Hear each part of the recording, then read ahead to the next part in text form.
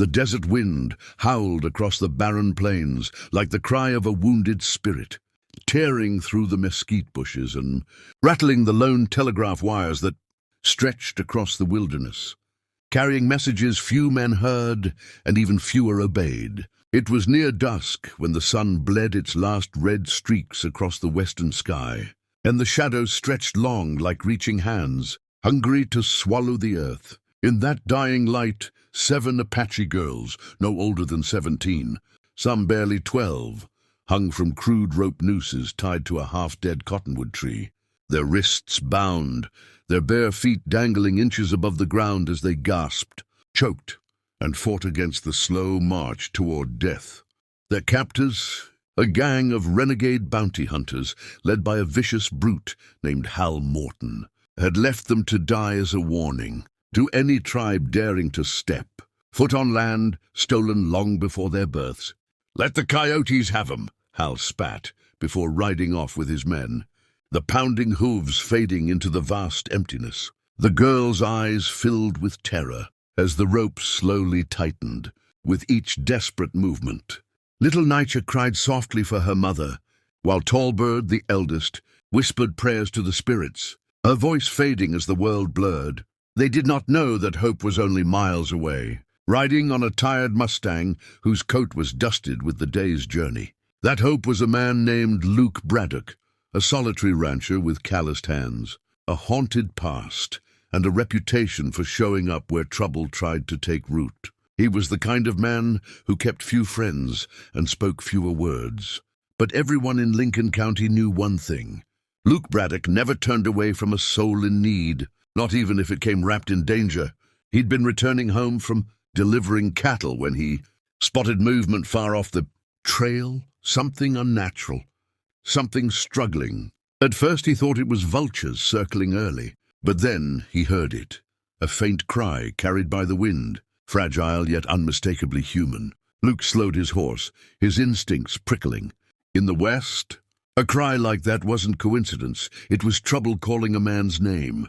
He steered his Mustang toward the sound, boots tightening in the stirrups, hand unconsciously brushing against the worn handle of his Colt as he approached the lone cottonwood. His blood ran cold. "Sweet Lord," he breathed, leaping off his horse. The scene before him was enough to freeze any man. 7 young girls suspended by ropes, their faces purpled with pain, their breath shallow and fading. There was no time to think. Luke's hunting knife flashed from his boot, slicing through the first rope as he caught the girl's trembling body before she hit the dirt. She gasped, coughing violently as air returned to her lungs. "You're all right, sweetheart. I got you," he whispered, his voice steady even as his heartbeat thundered. One by one he freed them, working with frantic precision, sweat dripping down his brow as the sun disappeared, completely behind the mountains. The desert night descended fast, cold and merciless, but Luke worked faster. The last girl, Tallbird, had almost stopped breathing by the time he cut her down. He pressed his ear to her chest, listening for the faintest sign of life, and found one, fragile but present. "Stay with me," he murmured, rubbing her arms, trying to bring warmth back into her limbs. When all 7 girls lay on the ground, shivering and dazed, Luke realized the deeper trouble ahead. These girls belonged to the Red River, Apache tribe, proud, fierce, and protective. If their people found a white man alone with 7 nearly hanged girls, there would be no explanation good enough to save him. But Luke didn't hesitate. Saving lives came first. Dealing with consequences came later. He built a fire with quick hands, warmed water in his tin cup, and tore strips of cloth from his own shirt to wrap their wrists and necks. The youngest girl clung to his arm, whispering, "He hurt us, bad men." Her eyes brimmed with terror. Luke nodded gently. "They ain't gonna hurt you again." "Not while I'm breathing." The girls slowly regained enough strength to sit up, though their voices trembled with every word. One described how Morton's men ambushed their village outskirts, kidnapped them, and claimed they'd earn a bounty by bringing in hostile savages, but instead of taking them to a fort, the men decided killing them would be easier and more entertaining. Luke's jaw clenched with a cold, quiet fury.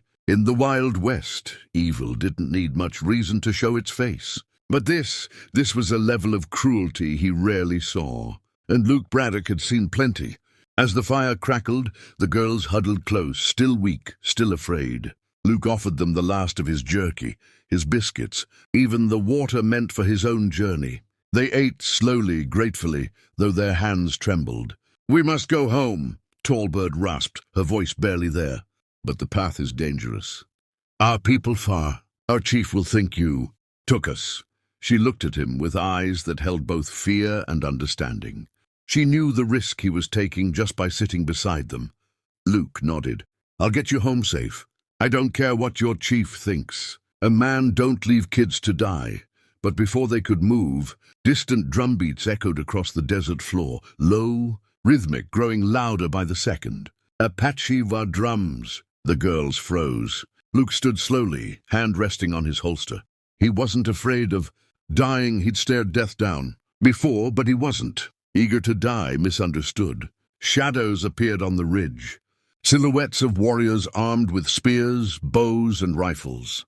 Their horses thundered down the slope, encircling the cottonwood tree with disciplined precision. The leader rode forward, Chief Hokan, Tallbird's father, a formidable figure with fierce eyes and the weight of a people on his shoulders. He looked at the scene, his daughter, and the others weak and trembling at the feet of a white man, and his fury crackled more violently than the fire. "You will explain," Chief Hokan growled, pointing his spear at Luke's chest. The warriors raised their weapons.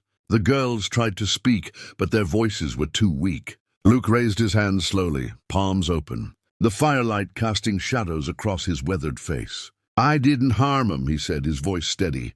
"I saved him." "Lies," the chief spat, riding closer. "The white man brings only death to my people." Luke met his gaze without flinching.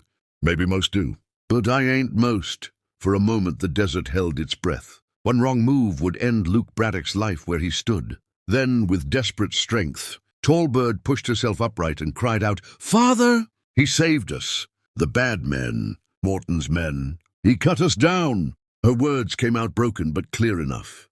Chief Hokan's fierce expression cracked with shock, then pain, then relief so deep it nearly buckled him. He leapt off his horse and embraced his daughter tightly, whispering her name with trembling hands. The other families rushed forward, crying out for their girls. The warriors lowered their weapons. Some ashamed, they almost spilled the blood of the man who saved their kin.